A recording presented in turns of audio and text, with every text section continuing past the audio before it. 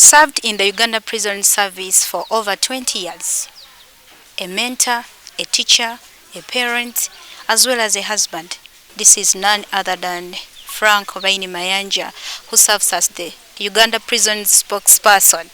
Apart from him serving in the prison, what else does he do? Afande, who is Frank Mayanja? Frank Mayanja is a born of 14th December 1965 from the district of Isinjiro in a village called Masha. And he has moved a long journey by studying, of course, from Kakoma Primary School, Isinjiro Secondary School, St. Joseph's Vocational School, Nkozi NTC, Makerere University, and UMI. Finally, joined the prisons as a cadet assistant superintendent of prisons, and he has been going through ranks until my current rank, which is senior commissioner of prisons and a spokesperson for prisons. I think the longest serving government communicator for now 17 years. I can give you a simple history that as a young man, I thought I would become a Catholic priest. But it didn't turn out to be like that. I instead thought now I concentrate on the books and become a lawyer, which I also didn't make. Then I finally became a teacher by profession, by getting a diploma in secondary education. From there, I continued to the university. I did social sciences. So that means that from now being a teacher, I was also a social scientist. And but I was able to teach at least for 7 years. And it was after 7 years that I got a job as a prisons officer, and I joined as a cadet assistant superintendent of prisons. That was 1996. As a spokesperson, I know you have received many insults in the public. Someone might call you abusing you, someone might tell you ababbi babo. Yes. How do you cope up with this situation? No, I must understand that I am putting on 2 dresses. The first dress is the dress of Baine. The second dress is the dress of Uganda Prison Service. So if I pick the message to me to come for prisons, then I have no reason even to get annoyed. But if it is my personal, then there I have to be very cautious about it. I may not get annoyed, but I will cautiously walk off. And then my work is to try and be as truthful as I know. And that one saves me a lot. I can also choose to give you the answer which will embarrass both of us. You do it deliberately? Yes, because I know the facts about prisons, and I see you making an error by trying to bring an argument which is actually not, like somebody can say, you people in police. Now I can decide to capitalize on, because you have said police, and shut the other good question you are going to ask. So I prefer sit down, I explain, I say, look, if it is about, maybe it is feeding, maybe it is dressing, maybe it is cutting the prisoners, I first tell you, I said, look, let me go through with you. Let me show you what the book says. Then from there you ask me a question, and then we move on. And it has worked for me successfully. Have you ever gotten annoyed? Because I've not seen you getting annoyed. No, that would be a lie. If they told you that a human being doesn't get annoyed. We get annoyed by situations. One of the easiest ways I will tell you that sometimes you could be the jam. Jam is one of the things that disturbs my mind. But not that I am in the jam. When you are trying to sort out the problem so that everybody can go, then somebody comes carelessly and blocks everybody. And is arrogantly even abusing those who are trying to sort out the situation. So some of those things disturb me. Afande, you said before you wanted to be a priest. Yes. and it didn't turn up for you. Why did you choose prison instead?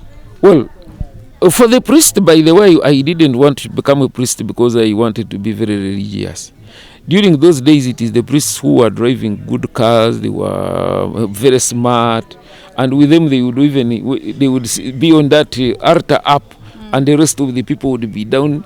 And for the first time, they would talk, and my father would not answer back. So I thought by being a priest, that would be a very good time to manage my father, so that I talk and he also listens to me, because he was a tough man. Yeah, very, very tough. So what happened, of course, because of polygamy in the middle there, it was not possible to be accepted because of those the Catholic etiquette. So it wouldn't work out. That's why I said, okay, now let me read hard and become a lawyer, since I'm not becoming a priest. Now, of course, academically, I had issues also, because after senior 4, I didn't continue for about 3 years for other domestic issues. So then by the time I went back, I wouldn't catch up. So the marks I got could only take me to go and do education.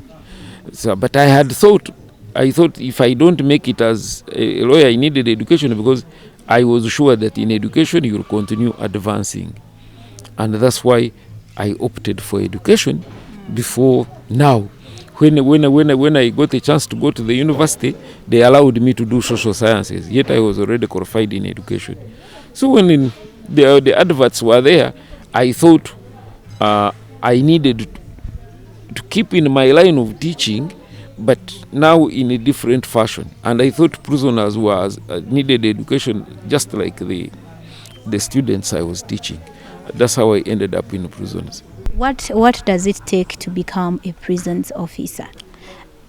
Well, you must have, as you say, you need courage.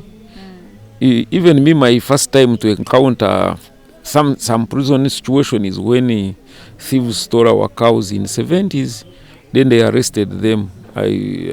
So I was one of those who identified them. And but the askaris were so tough on them. I thought, yes, they had done wrong, but the way they were treated was not okay. That's why I kept it in the back of my mind that if I got a chance, I think I would go in and do some changes in this, what is going on.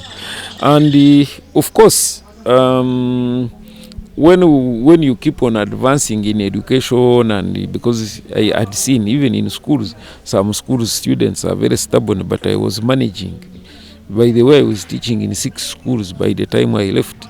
6 schools? Yes. Weren't you teaching those schools?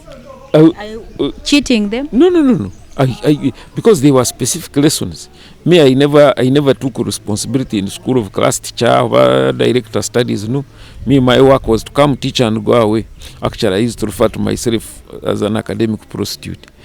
Because and the whole thing is that I was looking for money.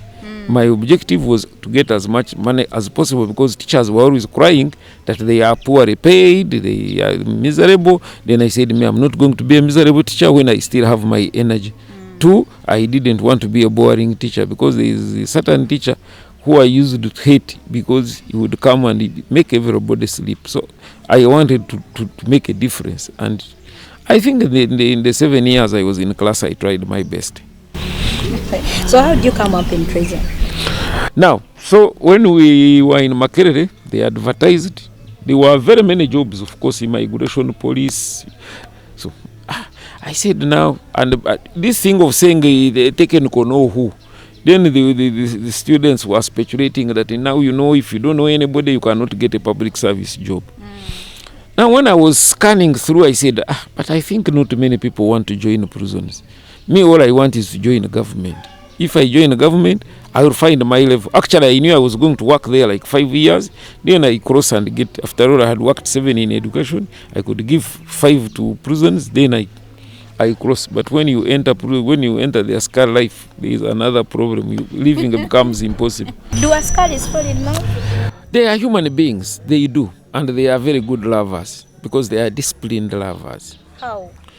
Because they don't have much time to these petty quarrels and the like. That's why, and because the duty takes much of their time, the little time they spare is really to be very good lovers at home. Afande, I've come across this book called The River of My Life. Tell us briefly about this book. Well, this book is a book about me. And being a good geographer, I use the geographical term of a river, how it moves from up to the source to the destination. And because of, I told you I read books, I thought I should not only read, but also contribute to the world of knowledge. And that's how I came up with this book. And I thought best that I write about my life history from birth up to where I am. And it has helped me a lot even to explain to my children and my friends who don't know my background. Because very many people see me as a senior person, but they don't know the journey I have moved right from childhood, the turbulences I went through to reach where I am. And that's why, like, if you understand what a river goes through from the source to the mouth, that clearly describes what I have gone through. And I'm very happy about it. So how can one get this book? Even Aristotle has it, but sometimes I do it at my office. Even here at home, you can have it. A copy is just modest 50,000. It's expensive. No, it's knowledge.